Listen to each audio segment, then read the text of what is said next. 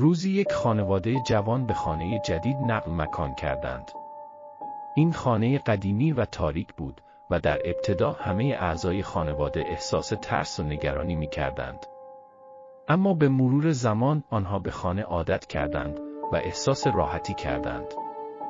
اما یک شب هنگامی که همه در خواب بودند، صدایی عجیب و غریب از طبقه بالا شنیده شد. صدایی شبیه به ضربات قوی به در بود که همه را بیدار کرد. پدر خانواده با دستان لرزان به طبقه بالا رفت تا ببیند چه اتفاقی افتاده است. اما وقتی در را باز کرد، هیچ چیز عجیبی ندید. این اتفاق در شب‌های بعدی نیز تکرار شد. صدای ضربات به در همچنان شنیده می‌شد، اما هیچ کس در طبقه بالا حضور نداشت. خانواده در حال ترس و نگرانی بودند و تصمیم گرفتند که به دنبال راه حلی برای این مشکل بگردند.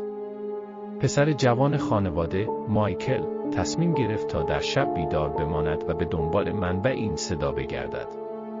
او در اتاق خود نشست و صبر کرد. بعد از مدتی، صدای ضربات به در دوباره شنیده شد. مایکل با دقت از اتاق خارج شد و به سمت طبقه بالا رفت. وقتی به طبقه بالا رسید، مایکل یک در را باز کرد و وارد اتاق خالی شد.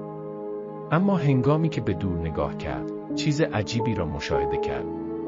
یک عروسک ترسناک و مخوف در گوشه اتاق قرار داشت و به سمتش نگاه می‌کرد.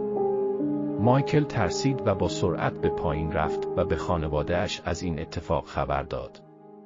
خانواده تصمیم گرفت تا خانه را ترک کند و به جای دیگر نقل مکان کند. آنها فهمیدند که این خانه ترسناک در واقع تسخیر شده بود و اون عروسک ترسناک روح یک کودک بود که در گذشته در این خانه زندگی می‌کرده و به قتل رسیده بود. از آن پس هیچ کس جرأت نداشت که در این خانه ترسناک بماند و همیشه به عنوان یک خانه متروکه شناخته می‌شد.